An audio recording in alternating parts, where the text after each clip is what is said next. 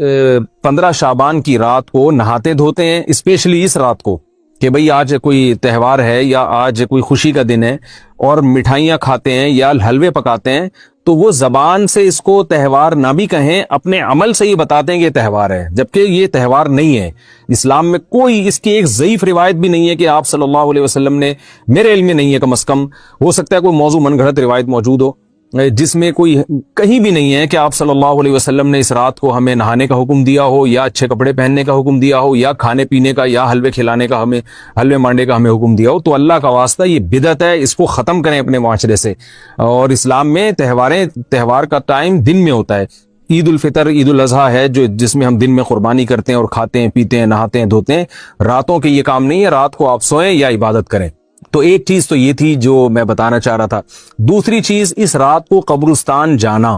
دیکھیے اس بارے میں حدیث پیش کی جاتی ہے، مشہور حدیث ہے، لوگ سنتے رہتے ہیں کہ نبی صلی اللہ علیہ وسلم رات کو اٹھے اور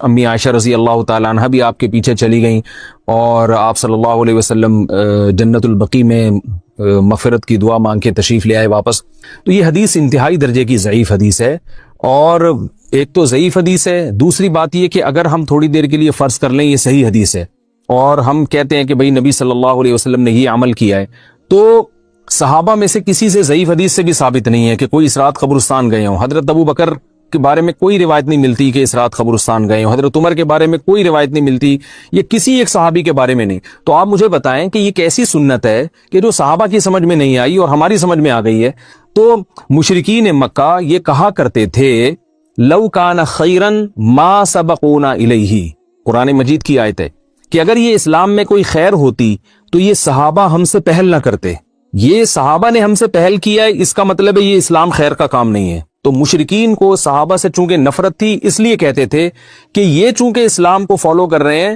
تو یہ اس کی علامت ہے کہ اسلام خیر نہیں ہے، کیونکہ خیر میں تو ہم صحابہ سے آگے ہوتے ہیں، اپنے بارے میں ان کا یہ اس خوش فہمی میں مبتلا تھے وہ۔ لیکن ہماری رائے کیا ہے؟ ہم یہ کہتے ہیں کہ لو کان خیرا لسبقونا الیہ، وہ کہتے تھے لا سبقونا، ہم کہتے ہیں لسبقونا، کہ اگر کوئی بھی خیر کا کام ہے تو صحابہ ہم سے ضرور اس میں پہل کریں گے، یہ ہو نہیں سکتا کہ خیر کا کام وہ ہم کریں اور صحابہ نے نہ کیا ہو۔ تو اسی طرح میں یہ عرض کرتا ہوں کہ دیکھیں اگر قبرستان جانا اس رات میں سنت عمل ہوتا تو صحابہ یقیناً جایا کرتے، کوئی ایک صحابی تو گیا ہو، یہ کیسی بات ہے جو صحابہ کی سمجھ میں نہیں آئی اور ہماری سمجھ میں آ رہی اور ہم قبرستان جا رہے ہیں اس رات کو۔ چلیں اگلا اسٹیپ تھوڑی دیر کے لیے فرض کر لیتے ہیں کہ نبی صلی اللہ علیہ وسلم جو ایک رات قبرستان گئے، فرض کر لیں وہ حدیث بھی صحیح ہے، یہ بھی فرض کر لیں کہ صحابہ اگرچہ نہیں گئے مگر ہم صحابہ سے بھی زیادہ آگے نکلنے کی کوشش کرتے ہیں اور صحابہ کو سمجھ میں نہیں آیا، ہمیں سمجھ میں آ گیا، تو چلیں فرض کر لیں تھوڑی دیر کے لیے کہ اس رات کو جانا ہم سنت مان لیتے ہیں، آپ کے دلائل ہم مان لیتے ہیں اور صحابہ کی سمجھ میں نہیں آئے لیکن ہماری سمجھ میں زیادہ آ رہا ہے، ہم فرض کر لیتے ہیں، مان لیتے ہیں کہ اس رات قبرستان جانا سنت ہے۔ تو آپ مجھے بتائیں نبی نے جو عمل جس طرح سے کیا ہو اس طرح سے سنت ہوگا یا آپ اپنی طرف سے، جس کو ہم پشتوں میں کہتے ہیں اخپل طریقے سے کرنا سنت ہے؟ نبی نے فجر کی 2 رکعتیں پڑھی ہیں اور ہر رکعت میں 2 سجدے کیے ہیں، آپ اگر فجر کی 3 رکعتیں پڑھیں گے تو کیا نماز ہو جائے گی آپ کی؟ اب آپ دلیل میں یہ کہیں کہ نبی نے فجر کی نماز پڑھی ہے تو مجھ پر بھی لازم ہے، تو بھائی نبی نے پڑھی ہے تو جیسے نبی کے پڑھنے سے آپ پر پڑھنا لازم ہو گیا تو جس طرح سے پڑھی ہے اسی طرح پڑھنا لازم ہوگا، اخپل طریقے سے پڑھنا لازم نہیں ہوگا۔ تو اسی طرح یاد رکھیں، فرض کر لیں کہ نبی قبرستان گئے ہیں اور یہ قبرستان جانا سنت ہے، تو نبی کس طرح گئے ہیں اور کتنی دفعہ گئے ہیں؟ نبی رات کو چپکے سے اٹھ کے گئے ہیں، کوئی کسی کو آپ نے جمع نہیں کیا، کسی کو بتایا تک نہیں، جو اس حدیث سے پتا چل رہا ہے ہمیں، اگرچہ یہ ضعیف حدیث ہے لیکن فرض کر لیں یہ صحیح ہے، تو کہیں پتہ بھی نہیں چل رہا، چپکے سے قبرستان گئے اور چپکے سے واپس آئے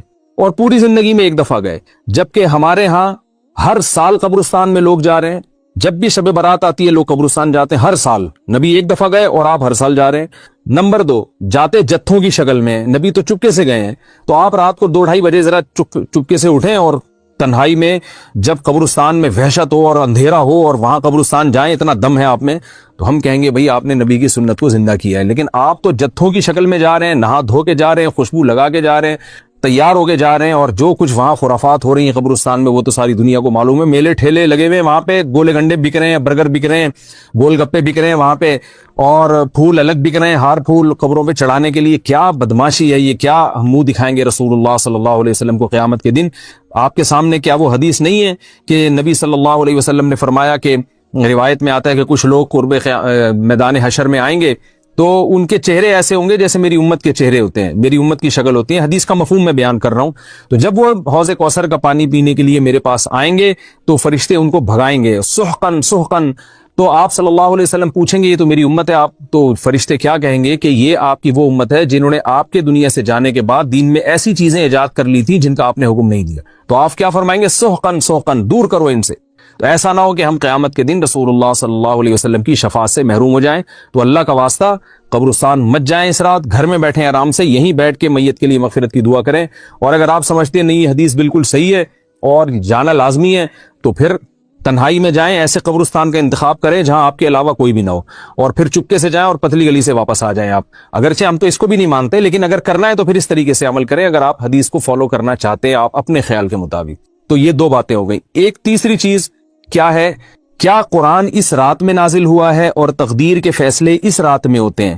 دیکھیے قرآن میں دو جگہ اللہ نے اس مضمون کو بہت وضاحت سے بیان کیا. ایک سورہ دخان میں انا انزلناہ فی لیلۃ مبارکہ کہ ہم نے اس کو مبارک رات میں نازل کیا، اور اللہ نے فرمایا فیہا یفرق کل امر حکیم، اس میں حکمت والے فیصلے ہوتے ہیں اس رات میں. دوسری جگہ 30ویں پارے میں سورہ قدر میں اللہ نے فرمایا انا انزلناہ فی لیلۃ القدر، ہم نے اس قرآن کو لیلۃ القدر میں نازل کیا، اور اس میں بھی اللہ نے فرمایا تنزل الملائکۃ فیہا کہ فرشتے اس رات میں اترتے ہیں باذن ربہم من کل امر، تمام قسم کے معاملات لے کے. تو یہاں بھی اللہ بتا رہے ہیں کہ جو 1 سال کے فیصلے جس رات میں ہوتے ہیں اور فرشتوں کے حوالے کیے جاتے ہیں وہ رات اور قرآن کے نازل ہونے والی رات ایک ہی ہے، یہ الگ الگ راتیں نہیں ہیں. اور سورہ قدر میں اللہ نے فرما دیا واضح لفظوں میں کہ وہ لیلۃ القدر کی رات ہے. تو اتنی وضاحت کے بعد پھر یہ کہنا کہ اس رات میں قرآن نازل ہوا تھا جبکہ اس کے بارے میں کوئی صحیح حدیث موجود بھی نہیں ہے،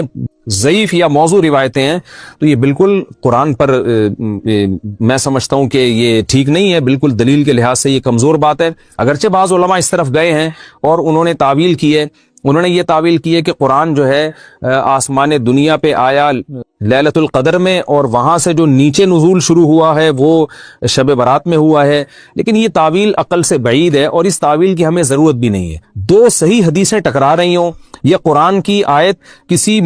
ایسی متواتر حدیث سے ٹکرا رہی ہو تو پھر تو وہاں ہمیں تطبیق دینے کی ضرورت پیش آتی ہے، جب قرآن کے مقابلے میں کوئی حدیث ہی نہیں ہے، صحیح حدیث بھی نہیں ہے. حالانکہ قرآن کے مقابلے میں تو فقہا کہتے ہیں کہ اگر صحیح حدیث بھی ہو، متواتر نہ ہو، صحیح حدیث بھی ہو تو وہ بھی ظنی ہوتی ہے، تو اس حدیث کو رد کیا جائے.